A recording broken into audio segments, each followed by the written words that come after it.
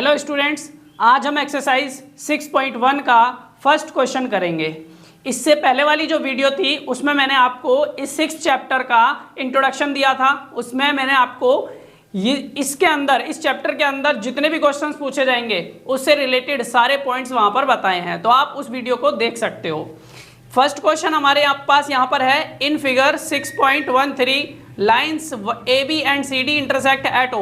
पहला सेंटेंस ये है और फिगर 6.13 ये रहा हमारे पास। इस फिगर में क्या है, हमें लाइन्स दे रखी हैं ए बी और सी डी। ए बी और सी डी जो है क्या कर रही है, इंटरसेक्ट एट ओ। इस पर ये ए बी ये सी डी यहाँ इंटरसेक्ट कर रही है, नहीं एक दूसरे को काट रही है। आगे है इफ एंगल ए ओ सी यानी ये वाला angle plus angle B O E ये वाला एंगल हमारे पास कितना 70 डिग्री। इस वाले एंगल और इस वाले एंगल को मिलाकर कितना दे रखा है 70 degree. And angle B O D और बी ओ डी यानी ये वाला एंगल हमें कितना दे रखा है 40 degree. Find angle B O E, हमें क्या निकालना है बी ओ ई ये वाला एंगल हमें निकालना है। एंड और क्या निकालना है रिफ्लेक्स एंगल सी ओ ई, तो सी ओ ई यानी इसका रिफ्लेक्स निकालना है। रिफ्लेक्स इसका तब निकलेगा, पहले ये निकालना पड़ेगा, तब 360 में से इसको माइनस करेंगे तो वो इस सीओई का रिफ्लेक्स एंगल होगा। अब देखो कैसे करना है, इसको दिखाता हूं मैं आपको। क्वेश्चन मैंने यहाँ लिख दिया, फिगर भी बना दिया। अब हमें सबसे पहले क्या लिखना है, जो हमें दे रखा होता है क्वेश्चंस के अंदर वो हमें लिखना है। Given lines A B and C D intersect at O. हमें दे रखा है कि लाइन्स ए बी और सी डी जो है वो इंटरसेक्ट करती हैं ऊपर, और हमें क्या दे रखा है angle A O C plus angle B O E का जो सम दे रखा है वो 70 डिग्री दे रखा है। And angle B O D हमें 40 डिग्री दे रखा है।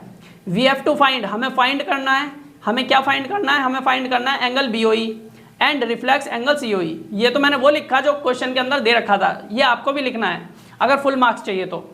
अब आगे लिखना है हमें, since A B is a straight line. देखो ए बी ये क्या है, एक स्ट्रेट लाइन है। Therefore angle A O C plus angle C O E plus angle E O B. देखो ए ओ सी कहाँ है, ए ओ सी यानी ये वाला angle, plus angle C O E यानी ये वाला angle, plus angle E O B यानी ये वाला एंगल। ये तीनों एंगल्स मिलकर क्या बनाएंगे, इनका सम जो हो जाएगा वो कितना होगा 180 डिग्री। क्योंकि एक लाइन पर एक तरफ जो एंगल्स बनते हैं पूरा जो वो कितना होता है 180 डिग्री का होता है। तो यहाँ पर ये 3 एंगल्स दे रखे हैं, एक ये, दूसरा ये, तीसरा ये, तो इनका सम जो हो जाएगा 180 डिग्री हो जाएगा, क्योंकि रीजन हमने यहाँ लिख दिया है। अब क्या है, देखो angle A O C plus angle B O E, हम इस एंगल को और इस एंगल को एक साथ लिख सकते हैं। मैंने इस ई ओ बी को बी ओ ई लिखा है, कोई दिक्कत नहीं है। बी को पहले लिख सकते हैं, ई को बाद में भी लिख सकते हैं, ई को पहले लिख सकते हैं और बी को बाद में भी लिख सकते हैं। तो ये वाला और ये वाला, यहाँ पर देखो यहाँ पर है angle A O C plus angle B O E, इसका सम 70 डिग्री है।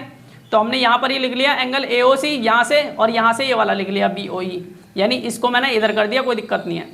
तो ये और ये का सम दे रखा था, एक साथ लिख लिया, इसको अलग से लिख दिया इधर प्लस में।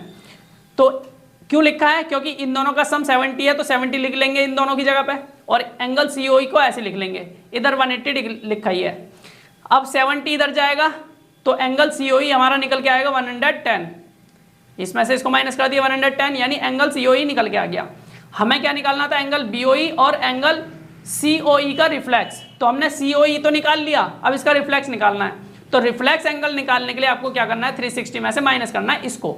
तो हमने लिखा therefore reflex angle C O E is equal to क्या होगा 360 माइनस ये वाला एंगल कर दिया माइनस, तो माइनस करेंगे 250, यानी एंगल सी ओ ई का जो रिफ्लेक्स एंगल निकला वो कितना है 250। अब हम निकालेंगे अपना बी ओ ई। अब वो कैसे निकलेगा, पहले आपको क्या लिखना है, because A B and C D intersect at O. A B and C D intersect करते हैं ओ पर, दोबारा लिखिए बात। Therefore angle C O A is equal to angle B O D. क्यों लिखी है मैंने ये बात, क्योंकि ये लिखना था, क्या लिखा है सी ओ ई सी ओ ए ये वाला एंगल किसके बराबर है, एंगल बी ओ डी ये वाले एंगल के बराबर है, ये इसके सामने है। और हमारे पास जो बी ओ डी है उसकी वैल्यू कितनी है 40 डिग्री।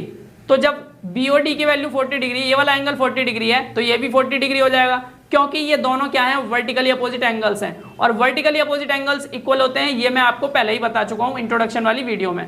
तो वर्टिकली अपोजिट एंगल्स इक्वल होते हैं, और वर्टिकली अपोजिट एंगल्स कैसे बनते हैं, जब एक दूसरे को जो दो लाइन से काटती हैं तो आमने सामने के जो एंगल्स होते हैं उनको वर्टिकली अपोजिट एंगल्स कहते हैं। तो यहाँ पर बी ओ डी अगर 40 है तो ये भी सी ओ ए भी क्या हो जाएगा 40 डिग्री। तो इसको एक लाइन में ऐसे लिख सकते हैं। उसके बाद ऑल्सो हमने लिखा एंगल AOC प्लस BOE, यानी AOC प्लस BOE का जो वैल्यू दे रखी है हमें 70 दे रखी है। हमने ऐसा क्यों किया है, हमने इसको क्यों लिखा है, क्योंकि हम निकालने हैं BOE। हमें क्या क्या दे रखा है, AOC ये वाला एंगल दे रखा है और हमें BOE ये वाला एंगल दे रखा है। हमें कौन सा निकालना है, ये वाला एंगल निकालना है हमें, BOE ये वाला, BOE वाला ये वाला एंगल निकालना है, क्योंकि इन दोनों का सम ही तो दे रखा है, अलग अलग थोड़ी दे रखे हैं। तो हमें पता है कि भाई हमने एक एंगल निकाल लिया ये वाला, जब इन दोनों में से, इन दोनों के सम में से इसको माइनस कर दूंगा तो क्या निकल गया, यही तो आएगा। तो इसलिए हमने ये लिखा है। तो ये दोनों की वैल्यू 70 डिग्री है और AOC हमें क्या दे रखा है 40 डिग्री। तो BOE को ऐसे लिख लेंगे, 40 इधर चला जाएगा, 70 में से 40 माइनस हुआ 30 आ गया, तो एंगल BOE की वैल्यू कितनी आ गई 30 डिग्री। तो हमने यहाँ क्या लिखा, this angle BOE is equal to 30 degree and reflex angle COE 250 degree, यानी COE का रिफ्लेक्स इतना आ गया और एंगल BOE की वैल्यू इतनी आ गई। तो ये हमारा एक्सरसाइज 6.1 का फर्स्ट क्वेश्चन था। अपना नेक्स्ट क्वेश्चन अपनी नेक्स्ट वीडियो में करेंगे।